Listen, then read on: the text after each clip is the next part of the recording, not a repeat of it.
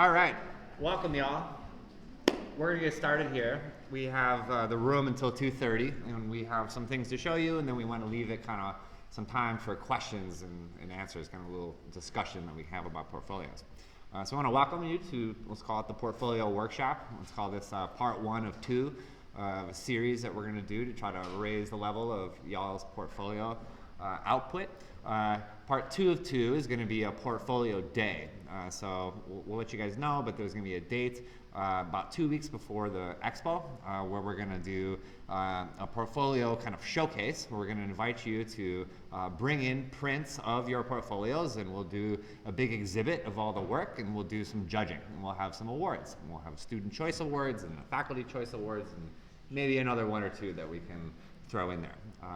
And so our hope is by establishing this portfolio culture within the school that we can slowly upgrade both the quality of the work, but also the quality of what you guys end up doing afterwards. Because I think the portfolios at a certain point become your key that unlocks doors once you leave these walls. But yeah, I don't know. Do you guys want to say anything in intro? I'll just say, very briefly, I know sometimes it can feel stressful to make a portfolio because it can feel like it's high stakes. You're trying to get a job. You have to go through and revisit old projects. Sometimes I hear from students a certain amount of stress around making portfolios, and I acknowledge that stress, and I felt it myself. And I also want to just suggest on a broad level that making a portfolio can also be a lot of fun. It can be a sort of pleasurable opportunity to sort of remind yourself what you enjoy about being a designer. It can be a pleasurable opportunity to actually amplify or turn up the volume, the parts of your projects that you're most proud of, that are maybe most important towards your future goals, and that also speak to your own identity as a creative practitioner. And so for all that portfolios might be stressful, I just also want to put out there that you can choose to indulge in the pleasure of portfolios, the pleasure of sort of curating your body of work and presenting that to the world in a way that you can be proud of and in a way that embodies your own identity. Yeah, and the only thing that I think I would add to that, I echo both of those comments. I think it's an opportunity in a way that is difficult when you're in the middle of the work, when you're in the middle of a studio. But I think when you're kind of out of all of that, it's a chance to kind of see what are the things that are of interest to you. So I think as you're thinking about the portfolio and what you're using it for, whether it's to apply to schools, apply to jobs, it can kind of curate a little bit or give you an idea of what are the kinds of things that you're looking for in where you're going to go to work or where you're going to go to school. And it puts your own work and your own perspective and your own interests.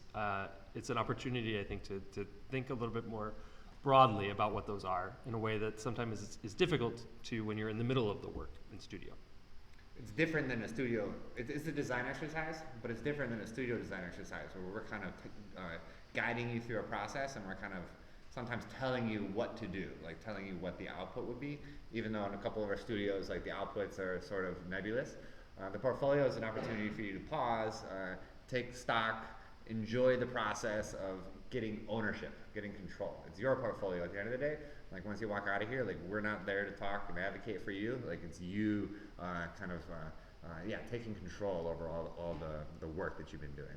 So we have a bunch of slides. We're gonna kind of go through some slides first to have some examples.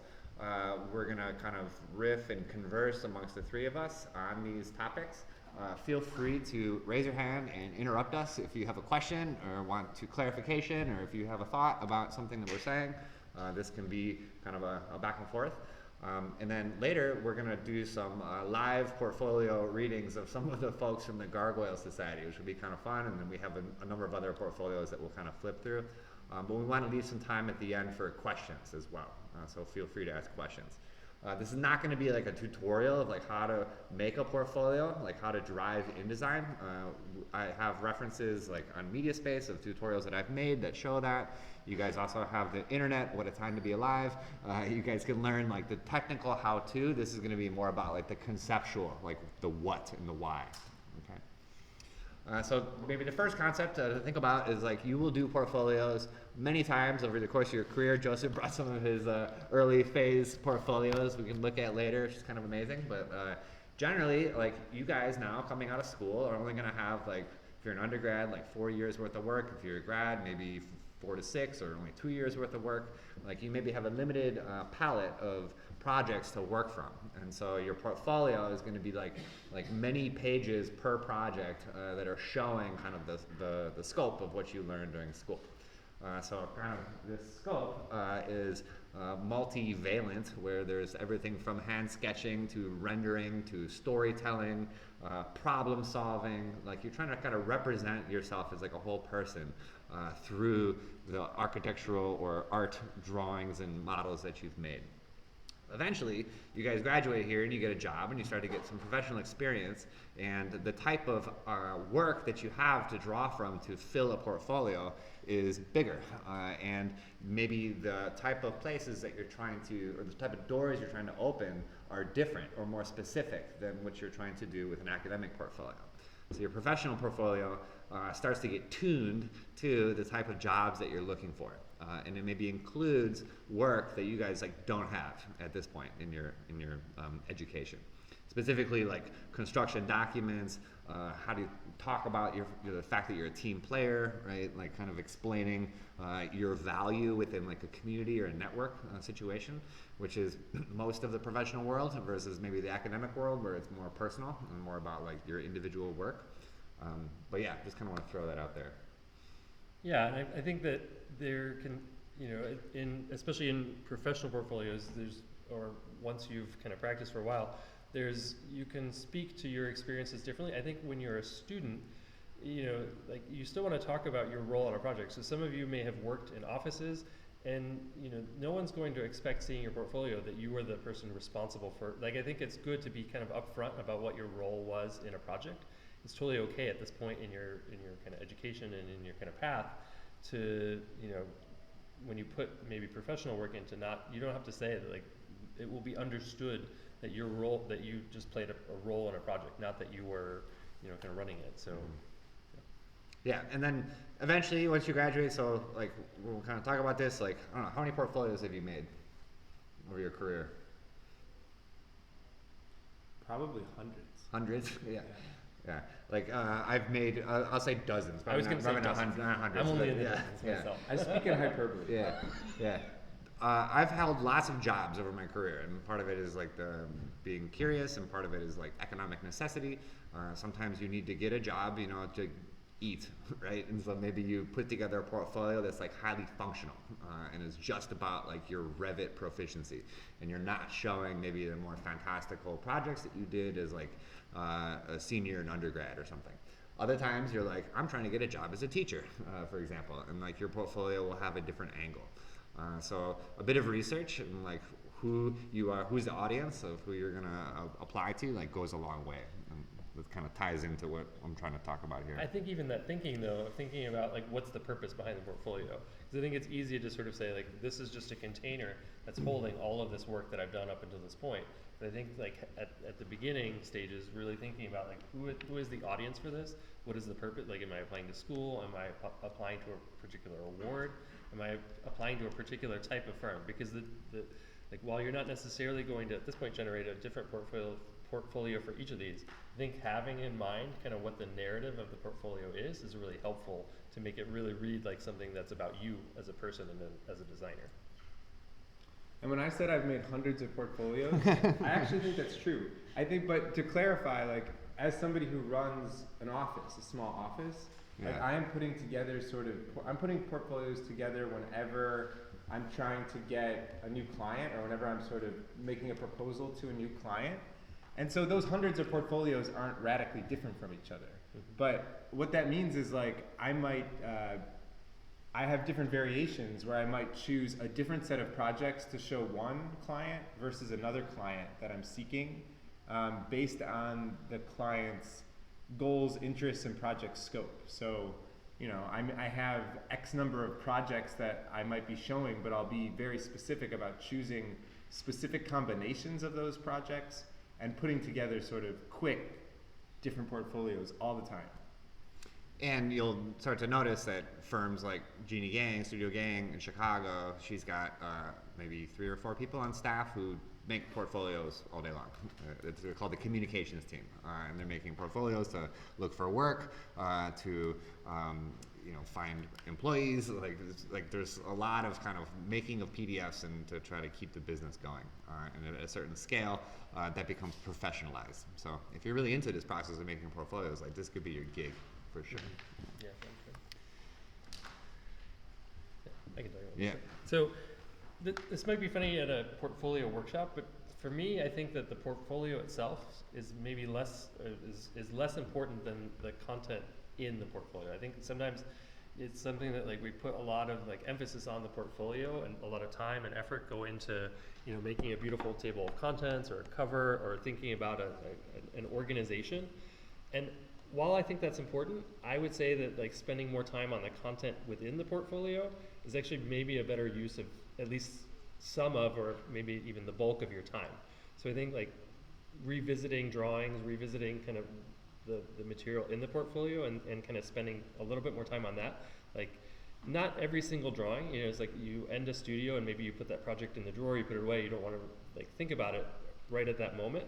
But I think when you're starting to craft a portfolio, it's not a terrible time to kind of go back in and sort of say like, well, if I had a little bit more time on one drawing that could kind of stand in for a lot of the information, I think those really go a long way in showing your kind of competency, showing your skills, rather than kind of revisiting each piece. So like maybe spending a little bit, like if you're kind of budgeting your time, putting a little bit more of it towards the content, maybe a little bit less in the container itself. The way I think about it is when you're giving your portfolio to someone to look at, or you email your portfolio, it's essentially like you're extending your hand. It's like your handshake with someone. You'd say you judge a lot by someone based on their handshake. Is it a weak handshake? Is it a strong handshake? Same thing is true. Like if the cover image of your portfolio is kind of weak and like you don't love it and you're not excited by it, your professional or potential employer might probably also not excited by it. So make sure that like that handshake is strong. So I think like at least having the first image of each project be the best it can possibly be cannot be understated. So yeah. From a very high level, these are like the things that your portfolio should be. It should be clear, it should be concise, it should be legible. If it's not those things, you need to go back to the basics. You should edit ruthlessly. Don't just throw stuff in there because we told you to do it in second year design studio or something. Like put in the things that are important to you and such that your portfolio overall like maintains quality, so you have good work in there. It's clear, has clarity, and then it's got some sort of like narrative purpose, right? So it's not just a collection of pictures of buildings where you're like, this is a building. It's a good building. Like the world is full of good buildings. The idea is that we understand what is your angle, what's your take, what's your point of view, what's your narrative strategy that kind of ties either individual project or kind of like the collection of projects together.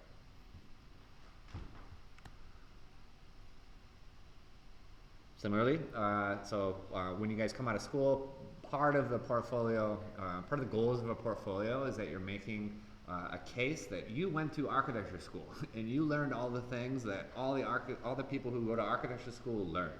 Like you have the baseline, right? But they're also trying to show that maybe you are different than all the other people who went to architecture school, right? If we know that like you go to architecture school, you get a BS Arch or an M Arch, like there's certain things that you're expected to know. What then makes you someone we should hire out of a big stack of portfolios? You'll notice that once you start working, that the people that read the portfolios are also working architects for the most part. And I'm kind of talking about like professional portfolios. The same is true if you're applying for grad school. I think you were looking through the grad portfolios, but sure. So yeah. like when you're applying to school, oftentimes the committee will be a team of mostly faculty members, and so like they're looking for things like one, your kind of basic competency, trying to see kind of where your skills are and what they are, but they also are looking at like what makes your work uniquely yours, right? So how is yours different from every single portfolio? Then you want to think about like just the mechanics of portfolio review. People like when they're looking for either school applications or job like they're looking at sometimes hundreds of portfolios, and so rather than just saying like, well, I make a beautiful rendering, I make a beautiful drawing, you need to think about like what makes that drawing uniquely yours, and how does it actually stand out from all the other work. So just a little anecdote, I was working at a firm in Copenhagen and they were getting inundated with portfolios, a couple hundred to thousands per week for intern positions, of which there was maybe 1 or 2 per week, two or three like per month kind of thing. And so when someone would get hired, we'd always be like, we'd go into the folder on the server and we'd look through all the portfolios that week and try to see like why'd they hire them, you know, like what was the thing that stood out. And oftentimes it was idiosyncratic, you know, like you couldn't really tell. It was maybe due to that person on that day, or usually at the end of the day, end of the work day, kind of flipping through this like folder full of PDFs and trying to identify. One example I always tell my friend Ken, he got hired and we're like, what's up? He was from Japan, he could barely speak English, but his portfolio pictured him like on each page of the portfolio, like kicking a soccer ball and like have speech bubbles out of his mouth. And it was just this hilarious little running gag that kind of went through the whole portfolio that made it stand out. Like his architecture was good, but like everyone's architecture was good. But it was like that one hook, that one thing that like made him special that I think got him on board. And like we were all laughing. That ability to like pull out some kind of emotion like from the people who are looking at it, like I cannot stress that enough, how important that might be. Yeah, so maybe getting in now to like the specifics of like how you might lay out your portfolio. A big one, again, the handshake, project order. You guys may think we want to show, all right, I went through architecture school, so how do I show that? I did year 1, then I did year 2, then did year 3, did year 4. Maybe by the time you graduate, you're like, my first year work was not the best. Maybe I shouldn't put it first. I strongly recommend handshake. The best thing you've ever made is the first picture that you see in the portfolio. If not on the cover, at least like the first page that you open up. Like lead with your strongest, and then kind of put in supplementary projects toward the end. If there's projects that you don't like or are weak or are bad, don't put them in. Keep them out. You know, you can edit that way. Yeah, I would definitely say, like, one, just it's a process of editing. So not just that you maybe don't include particular projects, but you don't have to include everything from a project. So like it might be that you have a project where it's, you know, a model, or maybe it's only a couple of drawings, or just a piece of it that you feel like, you know, really both represents the project, represents your skills. But you have this whole list of things that you made in the course of that project. Don't feel like you need to include all of that information. I think that especially just kind of understanding that people are most likely to remember the first and the last thing that you saw. So I think that like going in reverse chronological order of the most recent thing, hopefully being the best, showing like kind of where you are right now, I think is a great place to start. But then I think the weakness of that at the end is that you don't want the last project to be the thing that you're kind of trying to, like, it's the thing you did freshman year or the thing that is farthest away from where you are right now. So I think it's helpful to kind of think of like bookends, right? Like what are the 2 strongest projects that I have, starting with that and ending with that, because that really is kind of where people will, that's what is most likely to stick in people's minds. I usually think about project order. The analogy I like to think about it in a portfolio is like a set list in a concert. Like you're going to see your favorite band. What's the song they play first? What's the song they play last?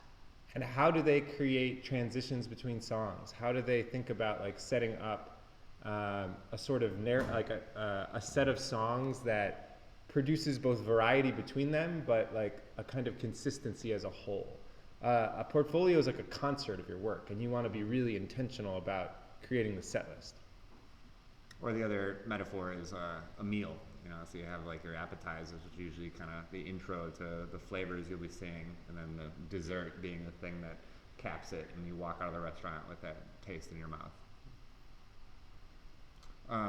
Yeah, kind of blasting through. Maybe you want to do something? Yeah, so pieces, I mean, so just to get into some of the structure of the portfolio itself, so like the table of contents, at a minimum, this should tell someone what's going to be in the portfolio and how it's organized, so that they know what's where. But for me, this is also a kind of opportunity, like as you're starting to think about the portfolio kind of more broadly and generally, to start to characterize your own work, right? To sort of think of, like, are there particular project types? Are there particular scales? Is there something that I want to like front load? So like rather than just labeling it as like, this is a housing project, can I be a little like, any kind of text that you use, you can start to prime people when they read it, they start to interpret it from a certain lens. So it's like when we label drawings, if you label a drawing as a rendering, we can all recognize that it's a rendering. But if you tell us something about what you want us to read in the drawing and its title, that starts to prime us to kind of understand what it is that you want us to see. And the same thing can be true of the table of contents. So like, while it should, at a minimum, include just basic information about what's in the project, it can also start to give us some sense of what it is that we're going to be looking at, or what you want us to see. I love this table of contents. I mean, so like this is like highly articulated, almost like an infographic breaking down. It's got each project and then kind of a short description of like what's in the project, and then high level organization of how it all comes, and it has timelines that show like what year it was all done. Very, let's say, confusing, but information rich. Versus this one, which is maybe information scarce, but makes you feel something, right? It makes me want to know a little bit more about the project. Even this like title page with these two characters and showing it's not architecture per se, but it's like the bodies like interacting with space, and the fact that the person's upside down. I'm like thinking that this author has maybe a counterintuitive way of looking at the world. You know, it's just through that first image when you open the cover. And then you read the table of contents and you're like, wow, like we're used to doing like Helvetica and like certain kind of standards, graphic standards, but they chose to write this one like a child. What does that mean? Right? And then obviously you go to later in the project and we can tell that there's like really crispy renderings and really crispy exploded axons. So like they're not children, but they have maybe the spirit of one, which could be very valuable. Hierarchy, we talk about this all the time, pretty much in every single phase of design and every phase of production. It is never more true than in a portfolio. Like you should have a hierarchy. Like if you do nothing when you're reworking your portfolio, you should like try to establish some kind of clear hierarchy within the text, hierarchy within the images, and making sure that you're kind of consistent as you follow throughout the rest of the project.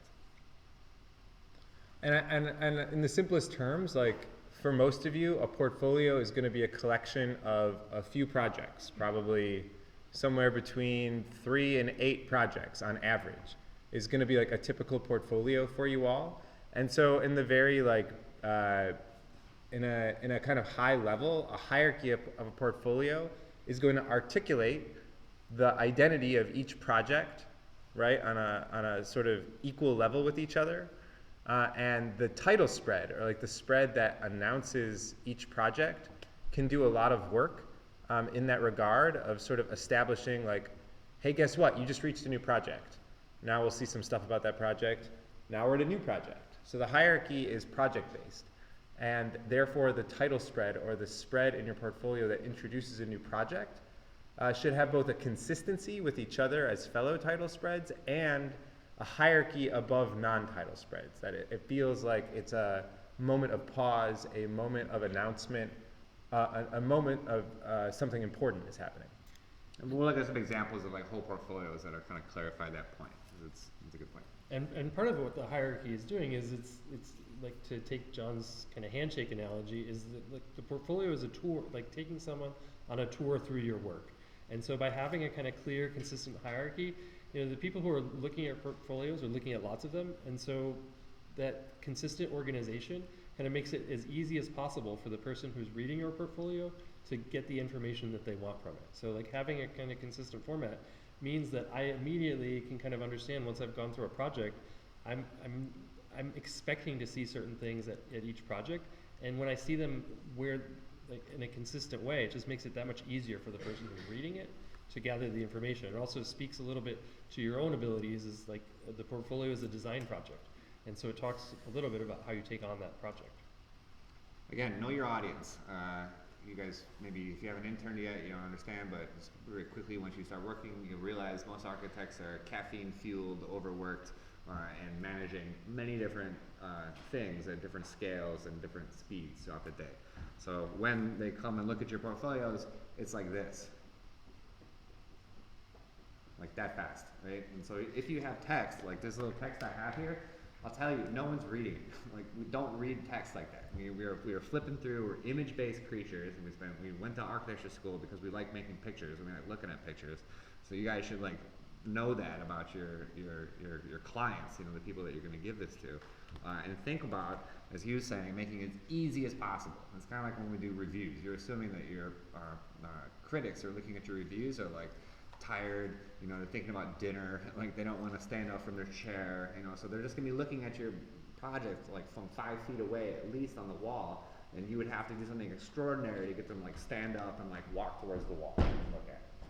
Same thing with like a portfolio, a PDF. Just assume that they're going to be like flipping through it real quick, and every decision you make is about making it easy for them to digest the information rather than like throwing up roadblocks. Hierarchy is the way to do that. So hierarchy across the projects, but also hierarchy on the page, and that's kind of what this is about. Maybe in the interest of time, I don't know if we'll get into it, but like using InDesign and using character styles, so making sure you understand what a style is, making sure that you apply that style consistently across the page, making sure you have grids, you know, so setting up like consistent margins, putting in some guidelines that, again, are consistent across the page, can help you maintain hierarchy.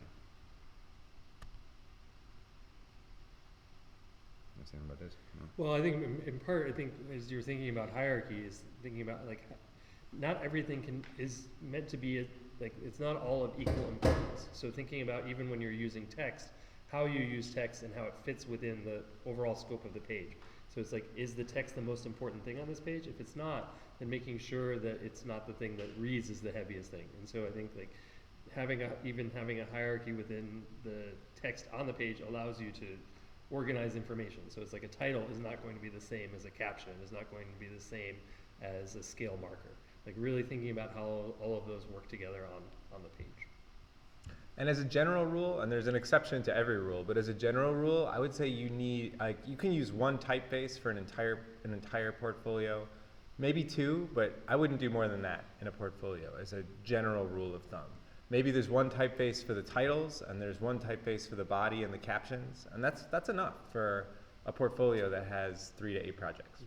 Or like this, it's the same font, but it's like, there's the bold, kind of, we'll call black version of it, there's like the demi version of it, and there's like the body version of it. So it's all like the same type of geometry with how the fonts are made, but we have different thicknesses, which means we read it at different speeds. Yeah, so it's all in the same type family. Yeah. And you can also use color to do this, right? So like you can use something that's full saturation in black, or if you wanted to read lighter, it's like the same with line weights. Like sometimes you can only get to a certain thickness of line, like it's like 0.001. At a certain point you can't get it to read any lighter, and so then you start to go into gray, right? Like where it can start to read lighter.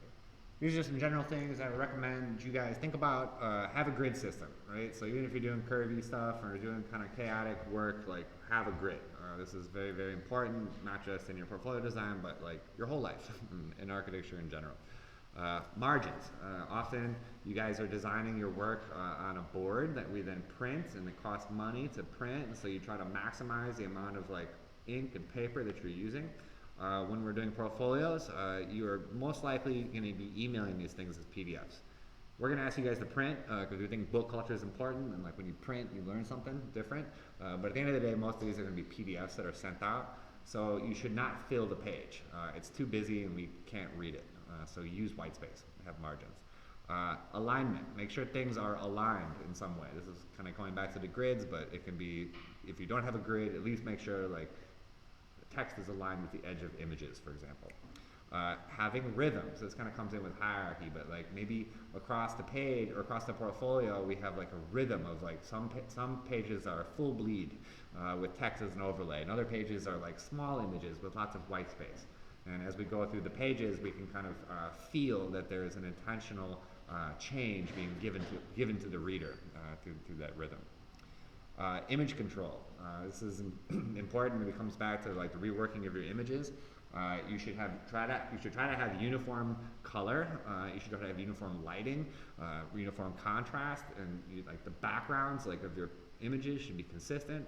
Skies are a thing I notice a lot. Don't just put in like some kind of generic like high contrast, really realistic blue skies and have them be like different across the page. That messes up the consistency. Avoid gratuitous shapes and colors in the background and margins. I call this like PowerPoint design, or like anytime you use like a template. You guys are in architecture school, you are designers, you should not use templates. You should not put in any colors, shapes, anything into your projects or into your portfolios that aren't having to do with your architecture, that aren't supporting the architecture. The students often will put like, you know, random rectangles and different things as kind of a background. Like, get over that, don't do it. Consistency, so having like one color logic across the portfolio, and this is something, you know, Joseph's really good at, is maybe using one or like a two-tone color logic across the whole portfolio, or at least within a page. And this comes back to like after you make your portfolio, maybe you reopen your project pages and like delete some colors so that we don't have as much like chaos within the project. And then annotations. Remember, clarity, clarity, clarity. If your drawings don't speak, add words. And little, you know, not that many. Again, we don't read that many words, but a couple of words with very clear arrows. Probably the number one stumbling block or shortcoming I see in student portfolios is students try to cram too much stuff on one page of a portfolio. One page of a portfolio is very different from like an architectural board, like that you might have in a final review. It's like every page of a portfolio doesn't, like, to me, it's one idea, it's one thing. It might have 2 or 3 objects on it, but those objects work together as like one idea or one offering for the project. So I think the number one thing I would be cautious of is trying to put too much stuff on any given page. And you'll notice a bit of a difference, and I've kind of fast forwarded to this picture. This illustrates better what Joseph's talking about. These are 4 spreads of a person's page. This is one project, and you can tell, like I was saying before, there's a color clarity, there's a visual clarity. On this is a spread, 2 pages, so on one page there's one picture, right, with one piece of text. On if I go to this, it's 2 spreads, but it has one section like across the 2 spreads. Like, that is super clear.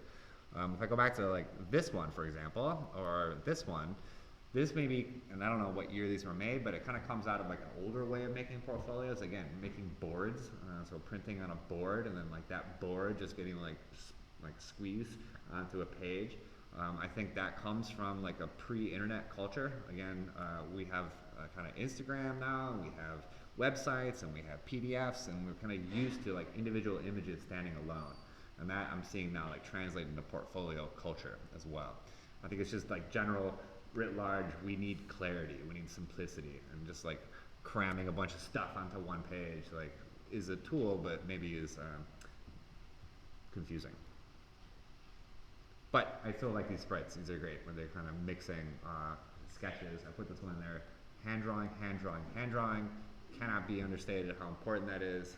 Most of the decisions you make are sitting across the table from a client, and if you aren't able to articulate the fact that you're able to sketch, you're less likely to get hired. Even if most of your day-to-day job is going to be like driving computers and making digital stuff, we communicate through drawings, and so you want to show that. And I'm noticing a lot of students excluding any handwork in their portfolios, so put that in there. But yeah, I think this is a cool project that shows like a lot of hierarchy within one page, both like one big picture, some text. I think it's too much. I haven't read any of that yet. I've been looking at this for a while. But the diagrams, you know, like some little quick drawings that maybe give me a high level.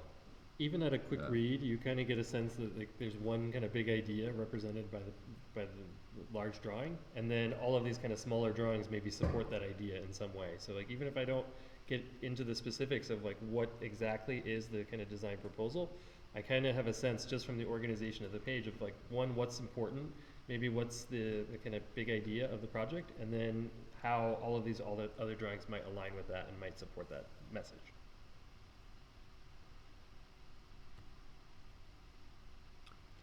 Drawing is text. I mean, kind of said this in a couple different ways, but just to be clear about it, like architectural drawings are arguments.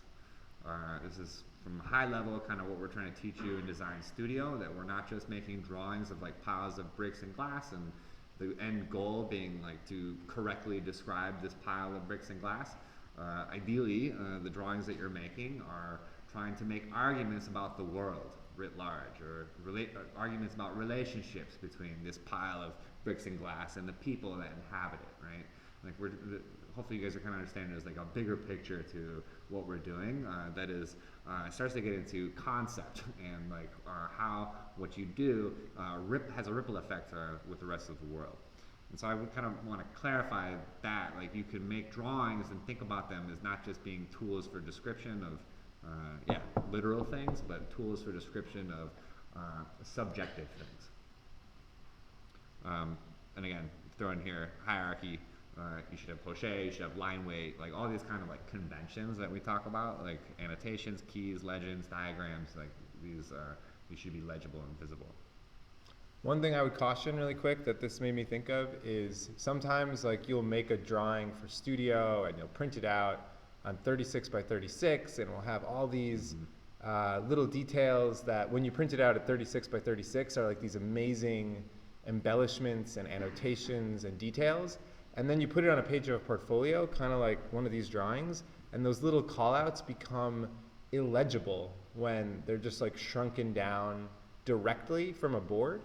And so I would urge you, when you have a drawing like that, to either, maybe you don't need that annotation, maybe you actually eliminate it before putting it in your portfolio, or you custom remake it just for the portfolio so that the little callouts of text or annotation are sized in the portfolio world at a scale and at a size that's legible to a reader, which I would say, like, you know, you don't want to be anything smaller than like 6 or 7 point font at the smallest for those little details. And if you have something that, you know, was 6 or 7 or 8 point font in the 36 by 36 drawing and you shrink it down to a 8.5 by 5.5 page, you're going to have some legibility problems and something that I find just like sort of visually annoying in a portfolio. Yeah, drawings read differently at different scales, and so I think like that holds true to text. It holds true to the drawing itself. Like really thinking about like when you don't just miniaturize the drawing and put it into the portfolio. I think if you're including anything in the portfolio, like it should be intentional. It should be there for a purpose, and so make sure that it's doing that work. If you just kind of shrink it down, the things that maybe read at the larger size don't read anymore, and so like maybe you need to change something like the poche or change even line weights, go back into the drawing and like really print it out or look at it at least on the screen at the scale you think it's going to be viewed as a way to see like does this still read in a way, because it inherently will not if it was originally a board. I want to stress how important that is. It's very legible to people who have done this before, whether someone has done the bare minimum or whether they've done a little bit of extra to make it more legible. So just slapping your board into a portfolio, and then clearly if there's like scale bars that are wrong or mismatched labels of the size of or the labels of drawings, it's very clear that you didn't take the extra, let's call it 5 minutes of time that it would take to put in new text blocks that are consistent and are of the same size. So if I was looking at portfolios to hire someone, I would rather hire the person who clearly put in an extra 5-10 minutes than the person who took the easy route. Laziness is visible, and it is a big red flag when you're looking to hire someone. And so it's an easy way to kind of show that you're like are thinking about the details.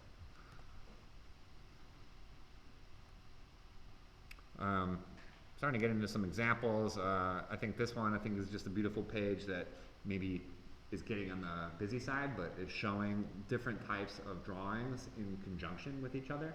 And there's a rhythm. So this is a 2-page spread where each spread is kind of the same with the accent up top and then plans and perspectives next to them. This can be nice where we can kind of look at 3 different types of drawings and get a fuller understanding of a project within it. I don't know about the gradient background, but it's a UIC project, so.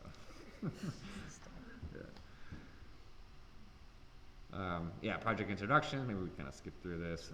Kind of like the high level, like what the project is. I put this one in here because I'm talking about my second years about trying to explain the complexity of projects. Often we have projects that are, dealing with big scales, so regional scales, but also building scales and then human scales and time scales.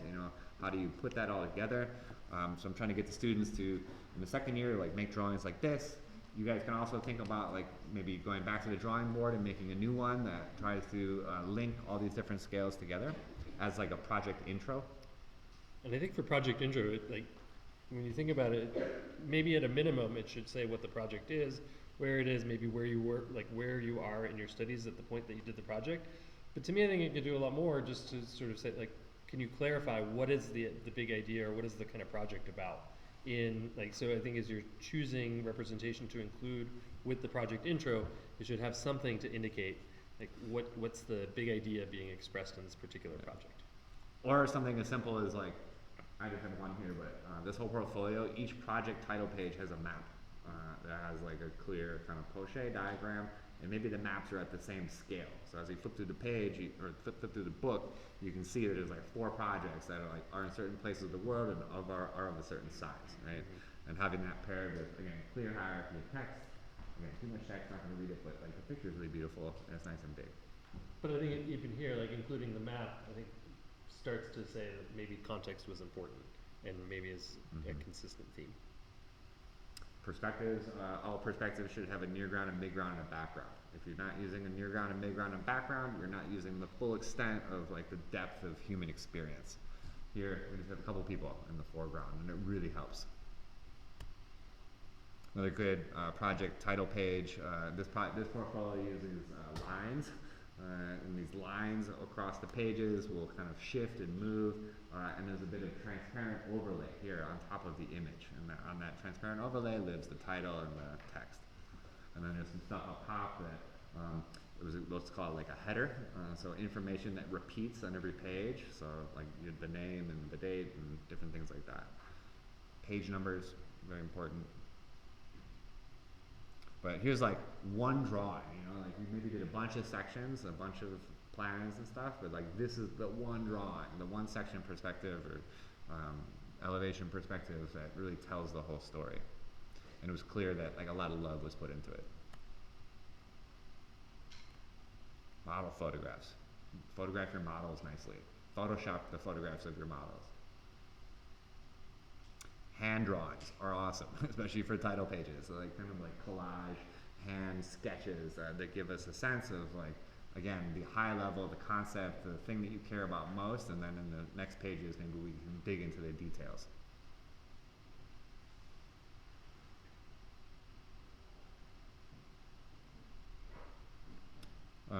Maybe talked about this a bunch. The first picture should be the best, whatever it is. Maybe talk about aspect ratio is important to think about. You can see that Joseph have different aspect ratios. These are the same. For the most part, think about if you're going to send it to an office, people have printers. If you're sending an office in the US, they're going to be using 8.5 by 11 or 11 by 17 paper. There's an off chance, especially if there's older folks in the office, that they're going to take your PDF and they're going to print it. Especially if they're like you get invited for an interview. It's nice to have like a printed copy there, and either you can print it or maybe they will.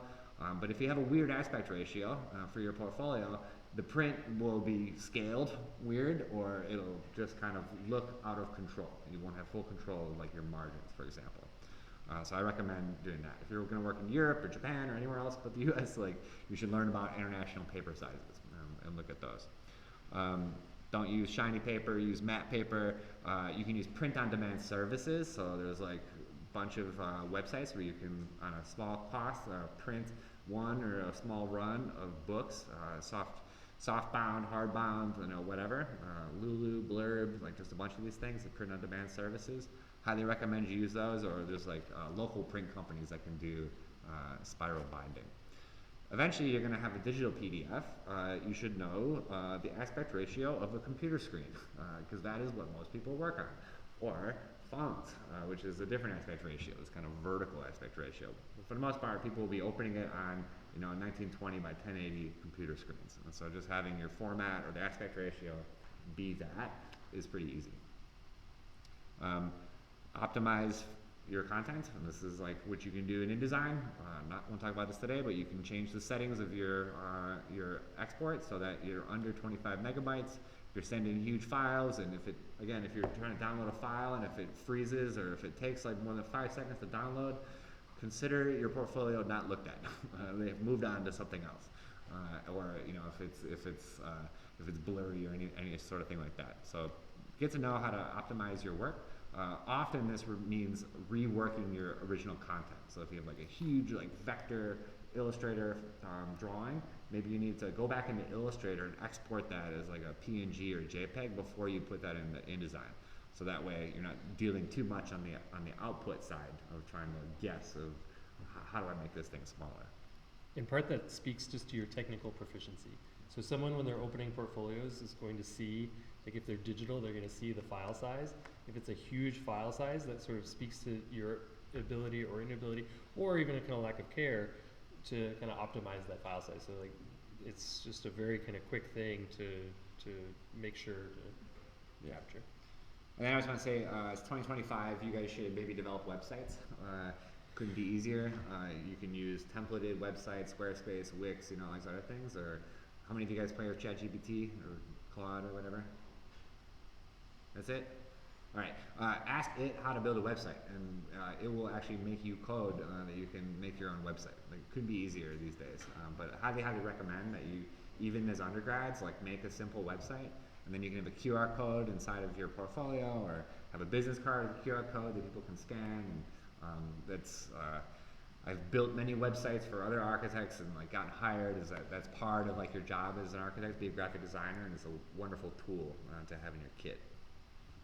Two quick comments. One is when I was an undergrad here 20 some years ago, and I took it upon myself. I walked over to the School of Art and Design, just like a building over there, started making some friends with some graphic designers, and then I asked one of them to make me a website. So you also do, I mean, on one hand, John is right. You know, we live in a time where you can use many tools at our disposal to help you. On the other hand, we are in this amazing university where there are like people that have a lot of different skills that aren't the same as ours, but that complement, and like you can form collaborations that can help amplify your own work, and that may also bring your own knowledge and skills into other people's work. And I am still like buddies with the graphic designer I made friends with 20 some years ago, and we still collaborate. And he made me a website in 2008. And your journal. Yeah.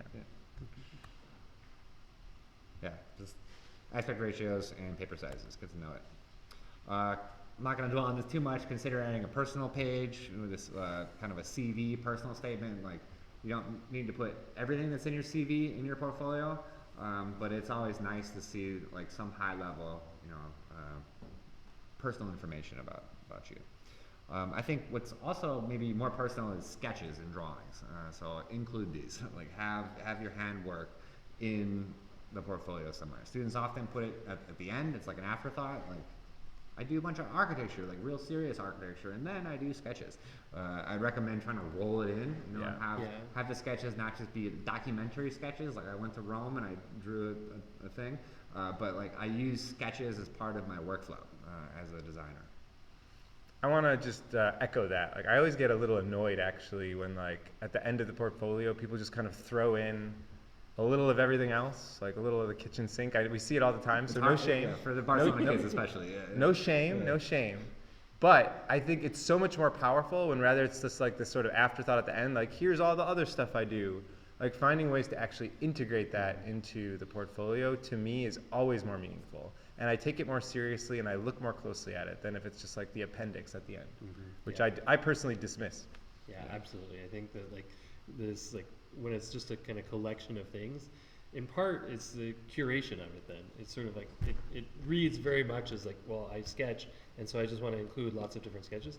I think that like that's a place where if it doesn't go with other things, then curate that to just maybe one or two drawings that like really speak to your distinctive abilities, but then absolutely like integrating it into the portfolio kind of broadly, and like show it. I'm much more interested in seeing like how sketching is part of your process and how you might use it as a kind of tool, as opposed to just knowing that you do sketch. But it's also good to like show that you have skills. So if you're like a photographer, like include some photography. I wouldn't put random iPhone photos like from your trip to Europe on there. I would like, you know, think about like what a photograph is and make sure that like it's really good. again, maybe try to roll it in. So like model photography is a great time to like show off the fact that you like have photographic chops. But like I think it's important to kind of show this stuff. For Barcelona, I mean, it is true, it's a fact that like other alumni have gone through the Versailles or the Barcelona program and they respond to seeing sketches of Europe. You know, like they see it and they're like, oh, I went there. Like, so there is sort of a way to get personal through that. But yeah, just careful how you tack it on to the end. It's a consistency thing too, though, because it's like if someone tells me that they're interested in photography and they have a photography at the end, but then they have really kind of like not very carefully composed or created model photographs, it's sort of like, well, I'm not quite sure. And drawing is the same. So like if you have beautiful drawings, but then you don't have any drawings in any of your projects, it's a little bit of like, well, if this is an interest, how does it actually manifest or how does it play out in your work? And maybe that goes to here, common mistakes. So too much text, I keep talking about that, no one reads text. Inconsistent image quality, so having some images be, you know, blurry and some not, or some be, you know, kind of yellowed and some be white, you know, make sure you kind of white balance your stuff. But overuse of renderings, this is probably like number one thing I see a lot. You guys think that when we teach you things, it's sequential, right? So we start off with kind of maybe collage and putting together hand and digital as like composite images, and then we get to rendering. And then once you get to rendering, then you've graduated, and now you have like real capital A architecture, and you get portfolios filled with renders, computer renders that are fresh out of the box, without any post-processing or any of that. It's again a big red flag if it's just like untouched renders that are just like sitting in the portfolio without you turning them into drawings. So this is what I talk about in studio all the time. I know that these guys talk about it in studio all the time. Like we're in the drawing business. No one cares if you can hit the render button. Anybody can do that. In fact, like most of the rendering is outsourced these days, and it's not like a job that you would do. But drawing and synthesizing information. So synthesizing both like information, but also like technique of a computer rendering with something else is what makes you an individual. Show your process, have a through line, yeah. Suggested exercises.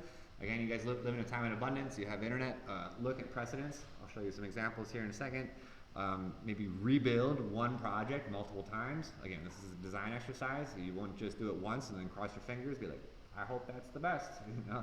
Like you would iterate that. And so maybe like iterating one project rather than iterating the whole portfolio will help you kind of achieve greatness. Write and rewrite a thesis. So like a 1 to 2 sentence like executive summary. Again, it's the idea that maybe you're in an elevator with a boss or your potential boss or collaborator, and you want to get their attention really quick. What would you say? Elevator pitches are real. Like you've got many jobs, like just by meeting someone at a party or something, and you have to pitch yourself real quick. And then conduct a blind test. Have your peers read your portfolio and see if they can describe you. You know, maybe it's not like your homie, but like someone in studio. Can they describe you? Like, is not just your abilities, but like you as a artist or as an architect. Is it legible through the work? Having your mom, your grandma, your nieces and nephews do it is also helpful. Cool. That's the slideshow. Should we look at some look at of a these, portfolio. or should we look at the student ones? Let's see the students. All right, let's look at the student ones. We have a couple brave souls. They didn't even redact. Yeah. All right, I'm just gonna click through. Nice table of contents, I would say. Should we go through and then talk about it? Yeah, it's good to Yeah, see let's the whole look thing through. first.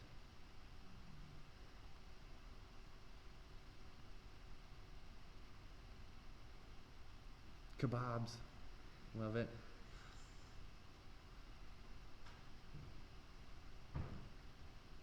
It's always funny for us to see how you guys like reinterpret the projects that we set out. All right, that's it.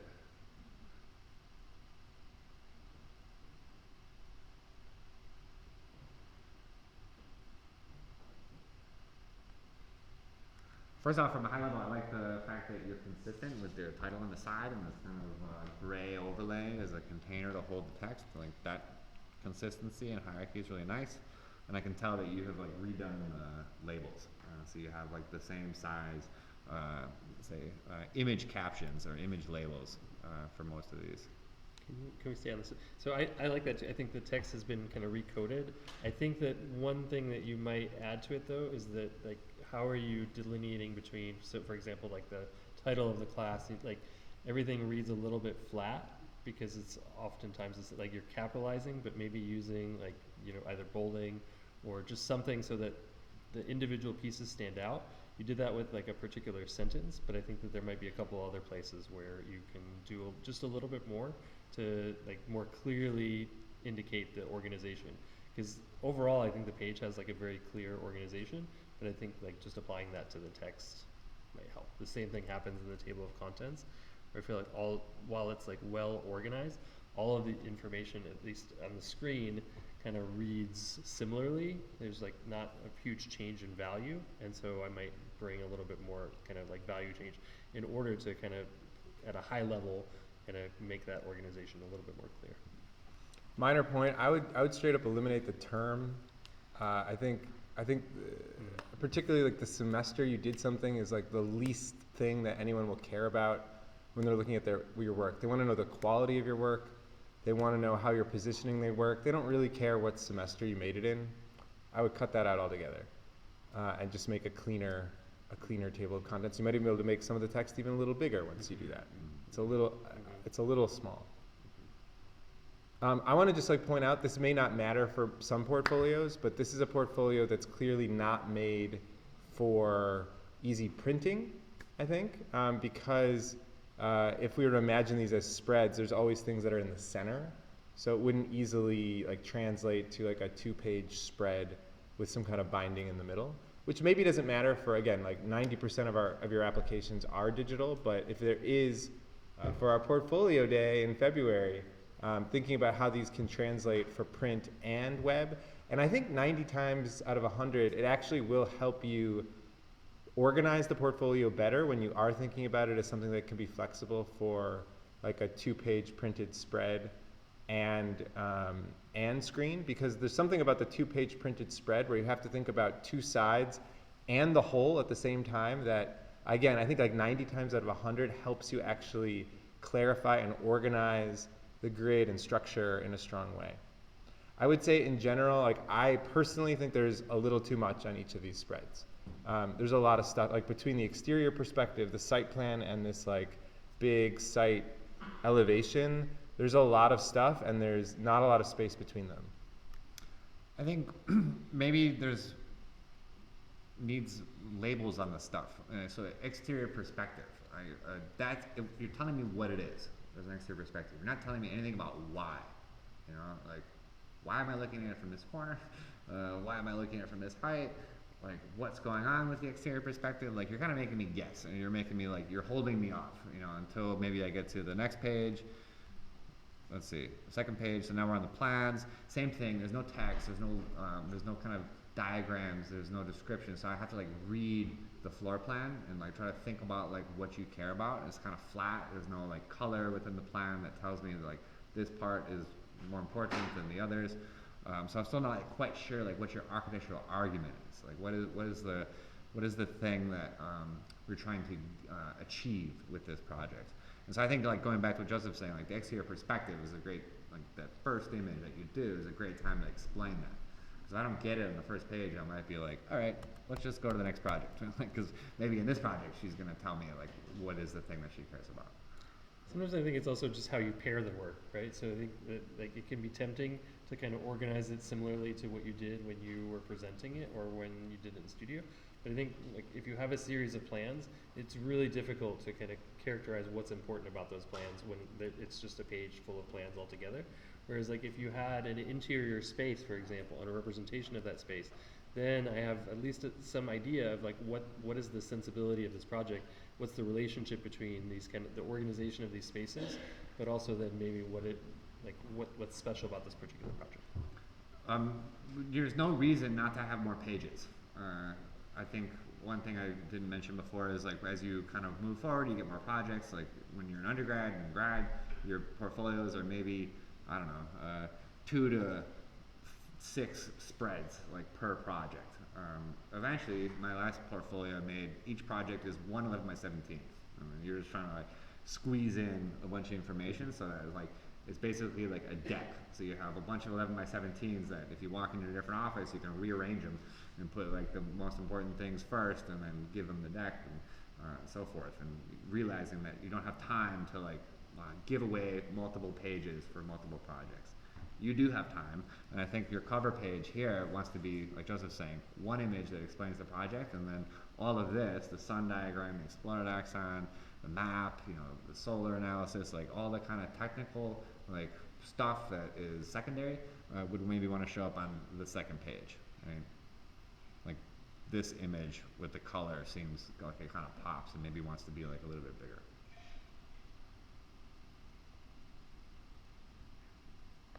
And I think overall, like as I look at it, I think everything is similarly sized or roughly the same size. In part, I think out of an effort to kind of think about where all of the kind of components can fit. But in reality, not everything is the same level of importance. And so I think even like when I read it, and when I read it as a portfolio, I kind of want to understand like, well, what are the most important things in each of these projects?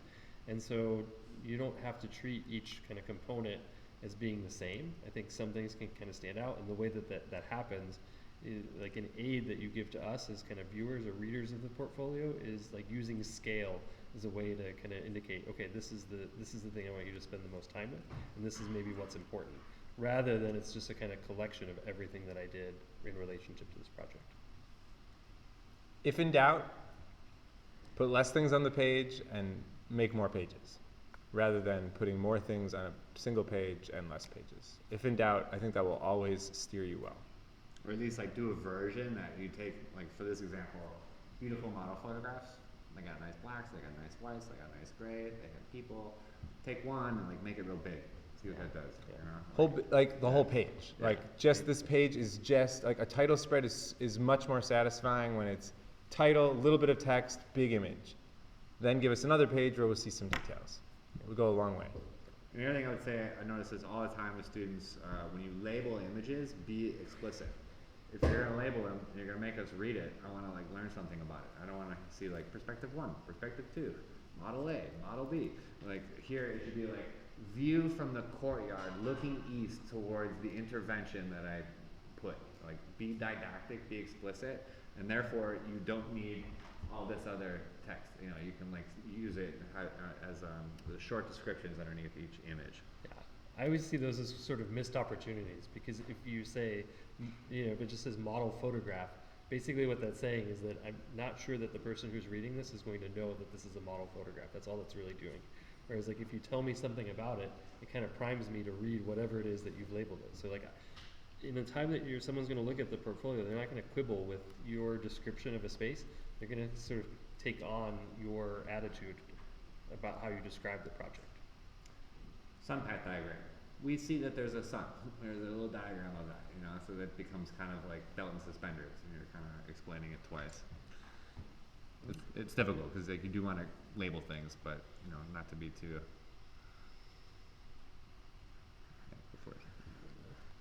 It's model photographs again. So again, like here, I think it's a question of like really choosing what's the most important, and like rather than seeing 7 photographs of the model, and some of these are like so small that it's hard to get detail. Like the first and the third on the left column, I think are beautiful photographs of the model. Like each of those could be like a half page, and you could eliminate, right? Like so sort of like, well, how am I using? It's not just about using space, because yes, you can go more pages, but you can't necessarily go more attention, right? Like you have a limited attention span of the people who are going to be reading this. So it's sort of saying like, well, which of these is going to kind of maximize its impact? And so that's where I think like getting larger and kind of editing, kind of paring down the amount of information, not just to kind of spread it out over pages, but really think about like, do all of these really contribute new information? Especially like when you repeat a photograph, it's sort of like, well, there's inherently no new information. But I think like just thinking about like which of these are really the best. And same thing goes for drawings. Just because you were assigned and required to make a certain type of drawing for a studio does not mean that that should necessarily appear in your portfolio. So maybe for the comprehensiveness of a project, like, you know, you had to make all 4 elevations of this pavilion. We don't actually need all of those elevations to understand the project. You know, really just like 1 or 2 of them, it gives us all the information we need. So just because you made it, just because it was assigned, just because it was required, is not a good reason to put it in your portfolio. And then things like this, if it was assigned and required, you can kind of explain it a little bit, especially for things that are kind of weird, you know. Like, talking personally of the stuff in my class, like, how do you explain this is a kebab tower, you know? I see this often, the kebab towers. Like, the point of that was that you had to work together, so there's like teamwork involved and working in a community to make a singular building that is maybe echoing the city, right? And that these things, the process that you did, this process, are reinforcing that within the final project. So again, not just labeling things for what they are. This is a collage, this is a rendering, but like trying to explain why they are. Right? That's kind of the task. Annotations. I think you just put annotations on top of this. The annotations on the right side, yes, that's from your board, but we can't read them. So maybe we need to make a couple of annotations on the model photograph because the model photograph is really beautiful and it kind of wants that. Mm-hmm. Should we go to the next one? Let's jump into another portfolio. Yeah.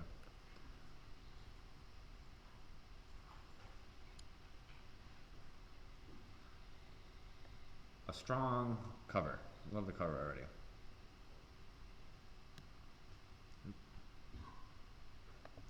Here's a trick. Make sure you set your settings on your export from InDesign so that it opens as how you want it to. So if it's a spread, it's opening as a spread. If it's opening scrolling, it's open scrolling or not. Like, you can change all these settings within InDesign. Again, control.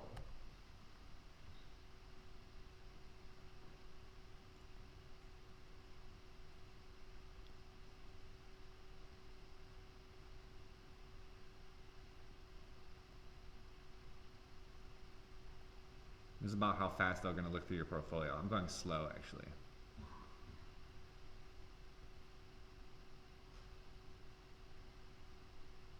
Look at that one. Gorgeous.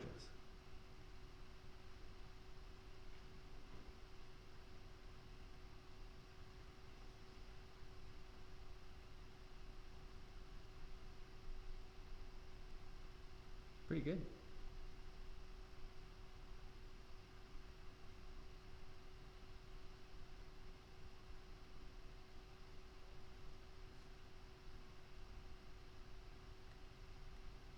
Cool. Incredible work. Yeah. Beautiful portfolio. Yeah. The first thing I noticed about this portfolio is there is a clear rhythm, right? Like, we have these like full bleed, kind of really amazing visualizations that punctuate the sequence. And then we get and then there's a title spread, and then there's some like detail pages. So there is like a clear rhythm. For me personally, and again, some of this is taste. Like, this isn't always like a matter of like right or wrong or success or failure. Some of it is taste and some of it is reception, and sometimes people will respond slightly differently to things. I think that's a very important thing. Everyone has got a sense of taste. Yeah.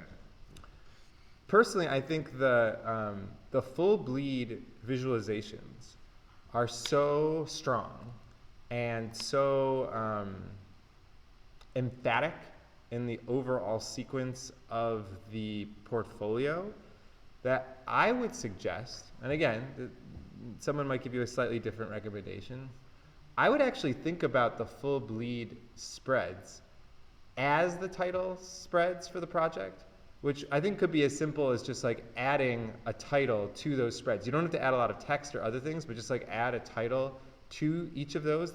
All of them have an appropriate negative space. Yeah. So like, you know, in the lower left sort of quadrant of these absolutely gorgeous visualizations.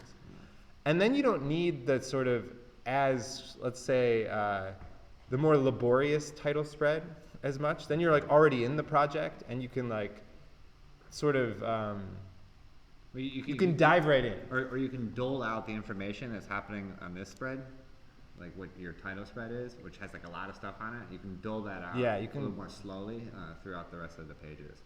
Because right now it's like a nice slow, powerful image, and then we have this like the next page is like, you know, like really frenetic and fast, and like that difference in pacing is like a little bit of a shock, I would say. But. And I feel like you also, in some ways, like you leverage those big full bleed images even more with even just simply stamping the title on it, because it then sets not only the visual but the rhetorical sort of headspace for thinking about that project to come. So I think it like gets more work out of it. Is there a little poem, you know, or some word? I mean, yeah, some words that like aren't as didactic and obvious. Yeah. That kind of. I mean, it could be this sort of subtitle you already have. So you have like a title and then a subtitle, participatory soundscape architecture. Like seeing that on that full breed spread, I think would do a lot of work. Then you jump into some like supporting material. I still think, and again, this is my broken record comment. I think there's too much content on pretty much all the other pages.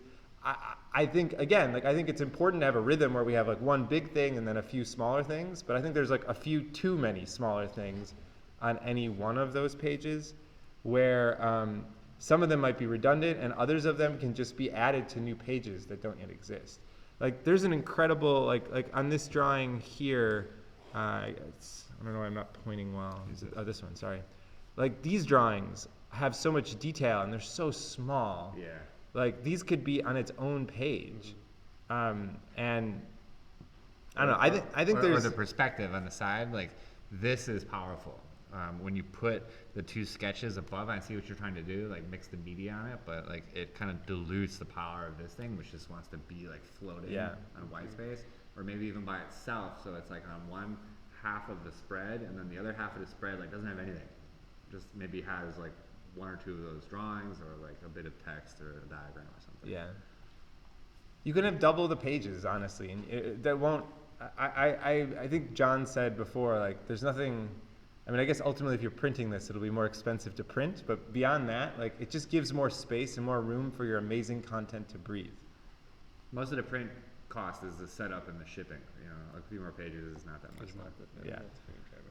Yeah, to get back to the like project introduction, it's like, do you want, like in my mind, it's like each of these drawings, like is this the introduction, or like do you want this like text to like, to me each of those drawings is like such a beautiful introduction to the project that like most of the text becomes unnecessary, right? And so I think like in part, I think this is, while a lot of the kind of content of the portfolio I think really can stand on its own, I do think that there's an element of just kind of editing and thinking about like, okay, well maybe either through more pages or just maybe thinking about like some of these things not being included so that other things can be larger and so that they can kind of really stand out and so that like we can really capture all of the kind of information in detail.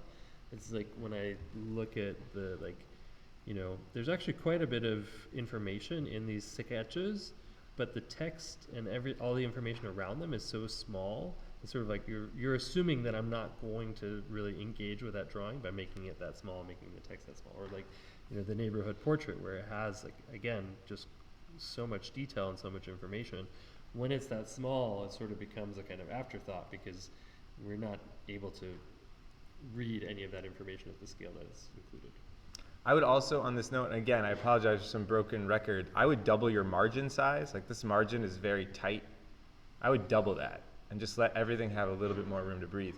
A big props here, like it's clear to me, and like obviously I have a little bit of insider knowledge here since I was also your studio professor at one point, but it's clear that you have gone through the effort of redrawing or revisualizing your projects, all of them afterwards, so that each of these full bleed drawings reads like a cohesive set. And it's very clear that you've put in that extra effort. That wasn't how you originally drew that drawing, but you redrew them for the purpose of the portfolio so that you could create this cohesive story, which is incredibly strong and I think is really inspiring, and it's something I would encourage other people to spend the time at. And I hope, I don't know for sure, we haven't talked about this, but I hope that like it wasn't just an effort of making a good portfolio, but like it looks to me that you had some fun making those drawings too. So that's where I get back to my original charge to you all, which is that portfolio making doesn't have to just be a stressful obligation, but it's actually, it can be a pleasurable indulgence to revisit an old project that you already have this like Rhino model sitting around, and now you have a new way of thinking about it, a new way of exploring it, a new way of getting into a different medium, a different tool, a different material to redraw it in an incredible way. And the only thing I would add to that is that, like, even without that insider information, like, it's for me, when I see it, it's apparent. Yeah. And so, like, to someone who's like reading this blindly, they're gonna see that, like, consistency isn't an accident, right? Like, no one would look at this and say, like, oh, this person drew every single one of their projects in the exact same style. Like that, I think that level of care, like, really ends up shining through for anyone reading it. And so, like, Yeah. This is I would also push back on the idea that all the cover pages need to be the same style. I agree, it's beautiful, we see it, it's great. Doesn't have to be the case. Like, maybe even that it looks like they have the same filter put over the top of it, which can be a bit of a detriment if I'm being critical. You know, I would think you have the chops to like push these. They can be strong cover pages, but they can have their own flavor, right? And so like this one feels like it's correct, but when you get down to the house, you kind of apply the same techniques to the house, but this looks like a filter. You know, and so I'm not quite sure like if this is the right tone for this image, but that's me getting nitpicking at this point, just because I think you can keep pushing this. But I think like the first step of like doing extra work, you know, to rework the drawings, to pull it all together is something that everyone should think about. I don't think you need this like secondary table of contents or supplemental materials. That's like unnecessary clutter and unnecessarily sort of separating this stuff. Let's look at another one. One more question about the photos. I think it's really important. Like, you should grade your photos. These have really nice kind of like blacks and whites and grays, and then you get images like this one in the middle. Like, just wants to have more contrast, so it kind of matches, and so we get that same kind of feeling of images. Some people like desaturated. Some people like high contrast. You know, like whatever it is that you do, try to be consistent. And this is pretty good. Let's look at another one. Yeah. We're running out of time. Yeah.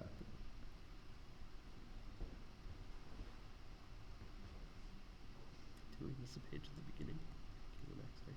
Okay. It's fun to see what you guys did in Barcelona. We missed having you all here, but it's good to see you were busy.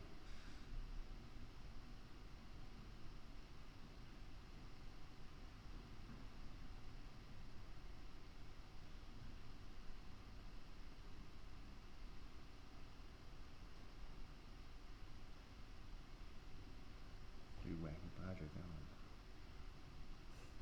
It's amazing.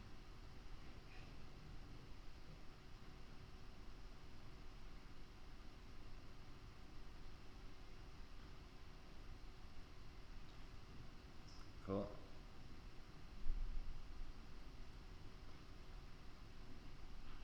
Should I go back to the multiple spreads? See how Yeah.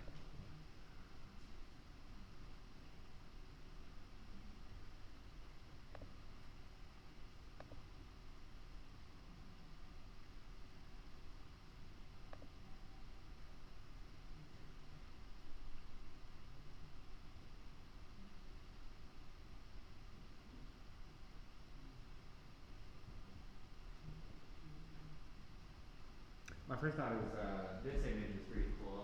I want this to like be juiced a little bit, you know, like be a bit bigger, have more life in it, like maybe have shadows turned on. I think like perspectives are super powerful. We're used to seeing the world through our two eyeballs. You know, this is a good way to pull people into the project.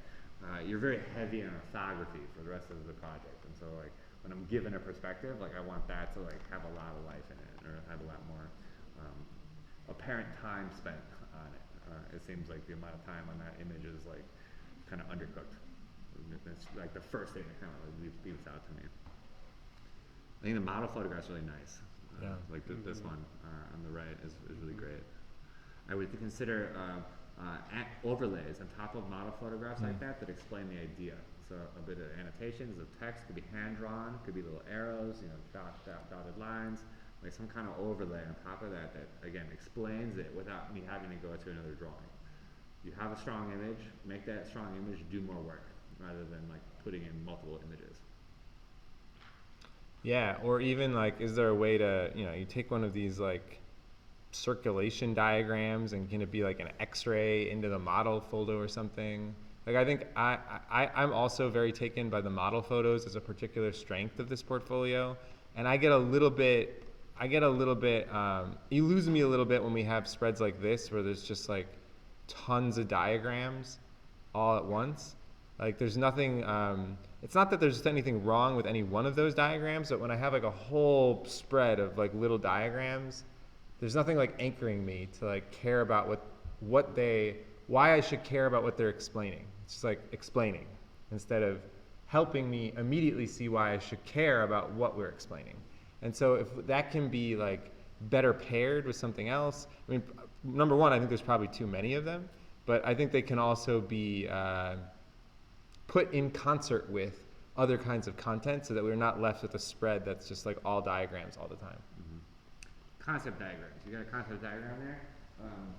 Scroll up a little bit. Right. So you can see it. Like, do you know what that means? Yeah. Because you made it. Yeah. Does anyone else know what that means? A little concept thing there. Like, I think concept diagrams are really powerful. Like, we probably, when we were coming through school, spent a bunch of time talking about like what a diagram means. Like, we do it here, but I think maybe we don't talk explicitly enough about redoing these things to make them kind of like hold more weight. So like words, arrows, like don't just say this is the diagram and then have me be like spend a couple minutes like trying to like decode it. You want me to say this is the diagram and immediately I should understand it and kind of get it. So I can tell that there's like something to do with splitting and cutting. Cool. Like is that a diagram or is that just like how the building looks? You know, like it's like the why are you splitting? You know, what does that give you then afterwards? And I also think just thinking about where it's paired, right? So like I think that rather than seeing this as like a kind of collection of diagrams, like I would I think maybe omit some things, but also maybe think about like, you know, if it's about the kind of formal strategy and how it sits on the site, then maybe putting that with plans so that I can kind of see how that maybe like your approach to the massing is then apparent in the drawing of the plans. For me, I think any of these kind of like generative diagrams, sometimes they, I think, carry more weight when it's really clear how that work. Like if you were looking at the sun path, did it really impact you? So like, can you pair that with some kind of drawing that, or some kind of representation of the project that speaks to how that was impactful to your design? So like, how is it different because you did that work? Because this reads like, this is a fact, this is a fact, this is a fact, this is a fact. You know, it's like you're reading like a recipe book, you know, and it's just a bunch of recipes, but we never really understand like what the big picture is, like what the thing is we're cooking. We're just reading individual steps, you know. And friendly reminder, this is also another place where like there's infinitesimally small text on these diagrams that probably is a residue of the fact that it was originally printed much larger. Yeah. These are good examples. What I'd say is like just a rendering, you know, like you just kind of hit the render button and you know spend some time in Enscape, and maybe when you're doing it, when you're like in Enscape, it's, wow, this is magic. I got the reflections going and all this stuff. But now that it's in a portfolio, like does it look out of place, or does it look like just too glossy and too saturated and just not of the same density as the rest of the images? Don't just rely on the magic render button. Yeah. Again, people, if the shading device, like so their sun shading what, you know, like people's eyeballs or like the space. Or do we need a section, you know, that's like cut through there so it's like half rendering, half drawing, you know, to really drive it home. That model photograph is fantastic. All of the models. Like So Alex's, I want to see people in there though, like photoshopping little people, so it's like scale. It doesn't need to be a ton of them, but a few people, like give us a sense of like, what is this thing? Is it? There's some little model people. Mm-hmm. Oh yeah, right. Yeah. Cool. But I appreciate the work you did there with like adjusting the contrast, adjusting the color of the photo. It's not just a photo that's straight out of your phone. It's a photo that has been prepared for publication and cropped in a very particular way. So like that is that fills me with joy to see a photo like that. And I think especially just because of the proximity with these renderings that are like trying to also be perspectival, sort of capturing of space, but have much less care relative to their preparation, relative to their crop. They're awkwardly cropped. There's no humans. There's like a big sort of contrast in consistency of quality by seeing those next to each other. Yeah, I just wanted to look and see. It sort of feels like the model photograph is a great kind of structure for this kind of project intro, right? Like you could have a very consistent intro, and by just having the model photograph and maybe title, it like I think adds emphasis to the kind of qualities of the model, right? So like I think sometimes pairing too many drawings together kind of dilutes each of the impact of each of the individual kind of elements. And so like here, I think where it's like just photograph and text, I think like it reads more clearly as a strategy than it does maybe here, where the model photograph I think is equally beautiful, but I think that like just even the inclusion of this kind of aerial axon, I think starts to take away a little bit on that page. Cool. I want to really quickly show you a couple of resources. Our sister school, UIC, has a wonderful webpage with BSArc and MArc portfolios you can look at. One thing you will notice looking at some of these portfolios, and see if I can pull one up. I had one of them. Okay, we'll just look at them here. They do a lot of what Joseph is talking about. So they have simplicity and clarity, and that one's not doing it, but like this, like wow, very few images per page, and a good kind of reductiveness, I think, in the information that's put on there. So I would highly recommend like clicking through these. Is really great. But yeah, as you can tell, most of these are showing Issue, which is a website that allows you to upload PDFs. So this can be a way, like short of having a website, that you can upload PDFs. But just for looking at references and precedents, this is wonderful. The other place to look at is Behance, which is, again, a place where you can upload images. What I like about the images on here, oftentimes they're photographs of printed portfolios, so you can like see the spine, and you can see the physical nature of this, and like kind of what a seam in the middle of your book will do to you. But yeah, maybe do you guys have questions? Are there things that we can answer while we're sitting here?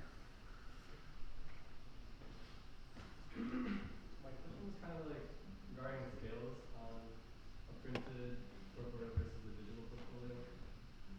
Should your scales be like normal scales, like 1/16 or 1/32, and then when it is on the screen, like, Yeah, so scales, say like 1/8 or 1/16, they only mean anything if you're printing and can hold a ruler to it. Yeah. If you can't do that, it means nothing.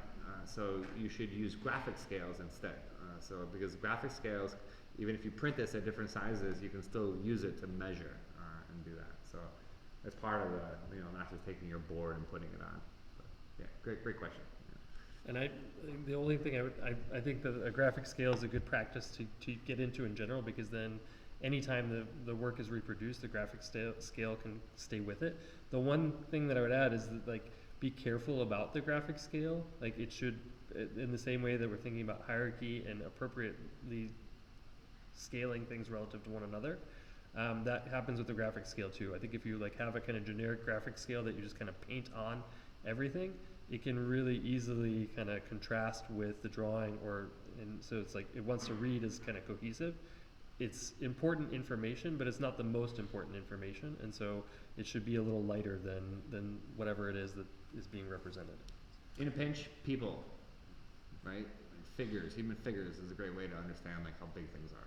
Yeah, that's what I was going to say. I actually try to avoid I try to avoid as much as possible having a graphic scale at all, and just making sure there are things in my drawings like people, furniture, fixtures, cars, references to things that have well-known scales that explain the scale without you needing any text or annotation to explain it. A good drawing explains its own scale. And in the context of a portfolio, it's about the composition on the page. It's not about a kind of artificial professional convention in regards to scale. So whenever possible, avoid even needing it at all. By just having such a good drawing, it explains its scale. and no one would question it. Way back there.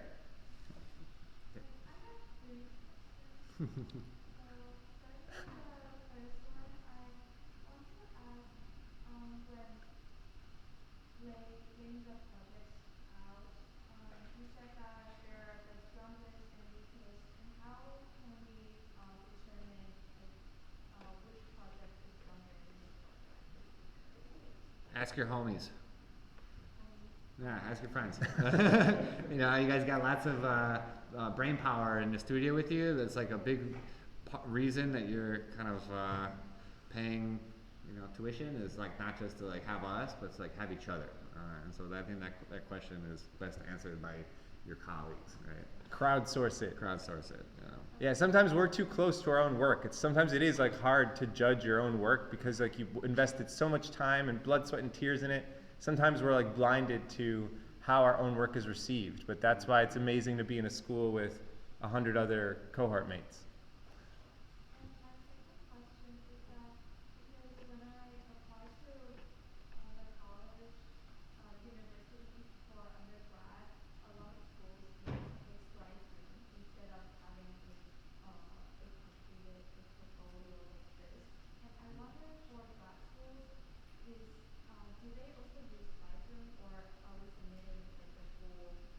PDF. I think oftentimes it will be a PDF. PDF is the most common. Yeah. But of course, when you apply to grad school, make sure you read the fine print and see. It could be that certain schools have different requirements, but I think right now, at least as far as I know, like 90% of schools just require a multi-page single PDF. To make your website, the easiest way to do it is make your PDF and then export all the pages of your PDF as JPEGs. Stick those JPEGs on a web page. Boom, you're done. So like often you're kind of moving from package to image. Yeah.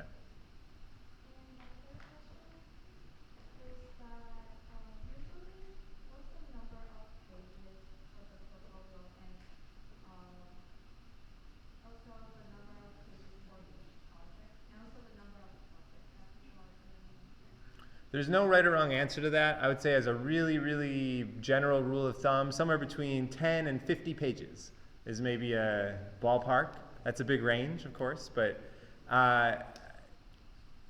the number of pages doesn't really matter. It really doesn't. But I'd say 10 to 50 on average. You know, with for undergrads, you know, three to 5 or 6 projects. You know, for grads, maybe 5 to 7 projects. None of these numbers are magical or set in stone. I'm just giving like just throwing out some ballpark ranges that are typical, but you know, there's an exception to every rule.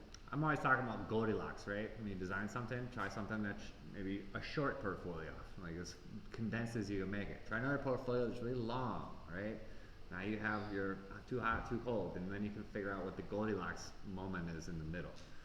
So do 2, you know, and it can be maybe for one project that you do 2 different spreads. Sorry, one more thing. So, I'm a sophomore right now, and in our freshman year we did case studies, and sophomore year right now with instructors. So there are some projects that show our skills, but like these designs are not entirely designed by ourselves. And do people usually put those projects in their portfolio as well? It's a good question.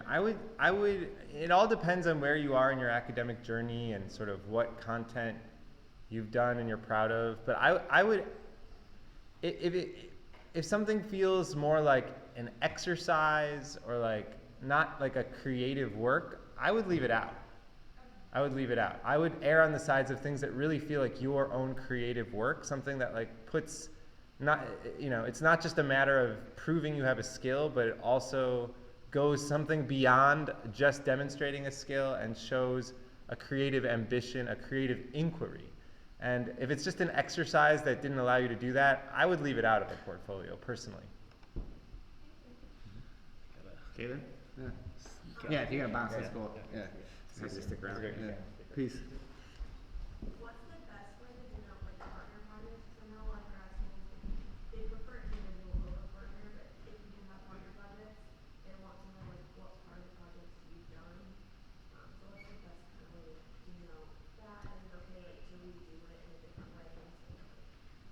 ideal partner project, you can't tell who did what. It's a partner project, not two individuals doing it, and so you don't need to differentiate to say, why did this part and they did that part.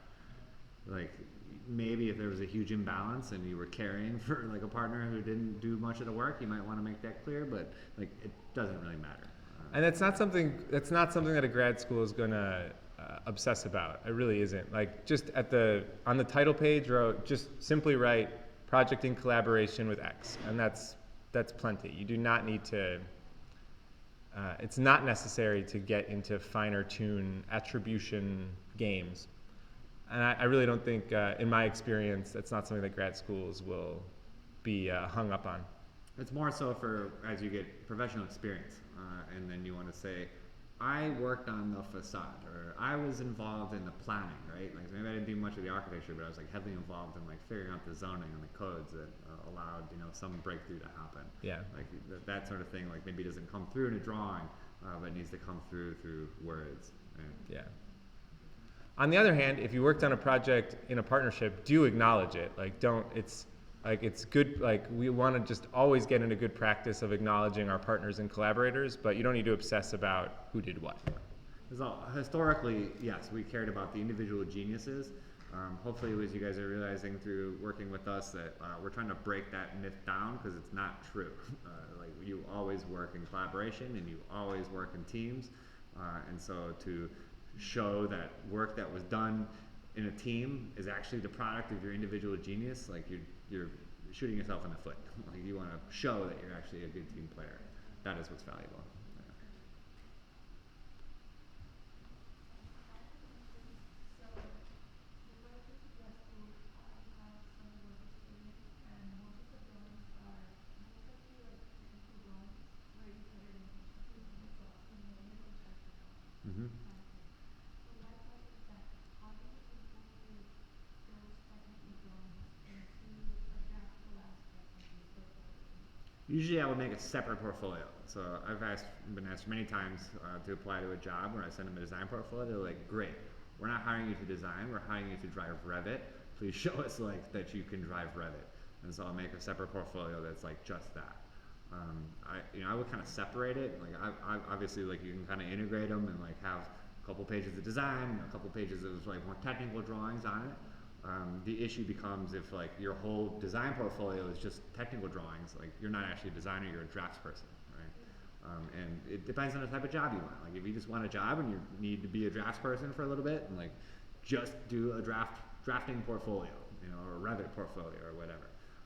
It's like your portfolio is like, it's ambition based in a sense. So like, where do you want to be? Like, make your portfolio look like that. Mm-hmm. So a lot of firms that hire grad students are, so they are in the industry, but they also are research based. So for somebody who has a little bit of research experience with regard to scientific papers and all of that, do you leave it out of your portfolio? Do you put it in? I think, again, it depends on the purpose of your portfolio and the audience that it might have. Like, I think what we focused on today was primarily portfolios for applying to grad school or for getting a job after graduation. But if you're trying to create a portfolio for some kind of research or academic position, that's a slightly different kind of portfolio, and probably, one where either, like, per John's answer to the previous question, you might make a separate portfolio altogether that's more based on research or excerpts of papers or other types of research deliverables, or if you're in the future like applying to something like a faculty position, you might make a portfolio that is, like, rather than subdivided by projects, is actually subdivided by different types of creative activities. So it might have like different chapters, one that's about research, one that's about practice, one that's about teaching, where you can actually separate a portfolio into like different types of work rather than different types of practice. Different types of projects. So there's different types of portfolios for those different applications. Yeah. I would say, like, across the board, whether it's researchers or practitioners or academics, like, if you're associated with the design and architecture, construction fields, we are diverse individuals, you and us both. Like we like different things, and we chose architecture because it's expansive, right? And so by having like multiple types of media or multiple scales or different types of projects, like all kind of live in this document, it's showing that you were like a full human, like all-rounded human. So I wouldn't like worry too much about like putting stuff in that maybe you think feels weird. Like Yeah. again, most of these are like pure hardcore design portfolios. Like obviously, not everyone is going to be a designer. Like there's lots of ways to kind of operate in the world, and so don't be afraid of including it. Yeah. When I was in grad school, we did a criticism program, and so I wrote a bunch of essays. And so my first couple of portfolios out of grad school, there's a few pages that were just text, just big old blocks of text that lived in there. And like I knew most people weren't going to read them, but there was a couple people I applied to who were like, cool, like that's a critical piece of writing, you know, like we're not obviously not going to pay you to do any of that, like, but I would like to sit next to you and work to you and talk to you about like the stuff that you wrote. Yeah, or like another example is when I was finishing undergrad, I started my own journal. And so in my portfolio, I put photographs and spreads of that journal, and as its own kind of design project. It's not an architectural design project, but it's a project that has design qualities, and so that became an important part of my portfolio. This journal, yeah. It's been a minute since we've made one, but so yeah, portfolios are flexible. What's great about a portfolio is that either the printed page or the digital page it's just a substrate to bring a lot of different things together. And those can be totally diverse and eclectic. Yeah. I gotta run pick up my kids. Sounds good. I gotta run out, folks, but feel free to email me if anyone wants to get in touch about portfolio things. Gotta run. Peace. See you soon. Yeah. If I have any, stick around. If you guys have more questions, let me know.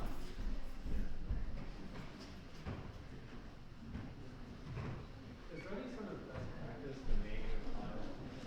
Naming a file? Just naming Wikipedia. Like, is there something that would like Put your name, your date, portfolio, what kind of portfolio it is.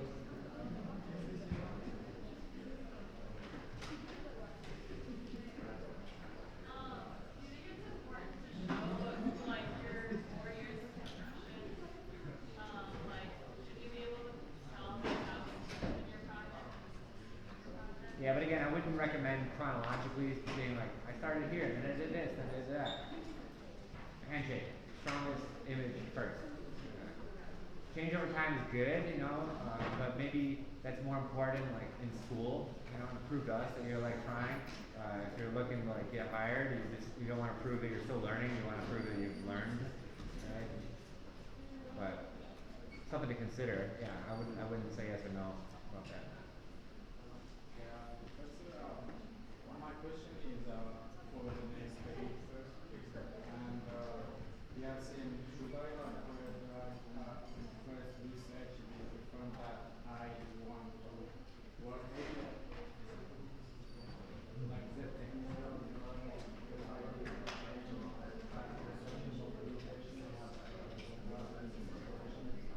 and here I did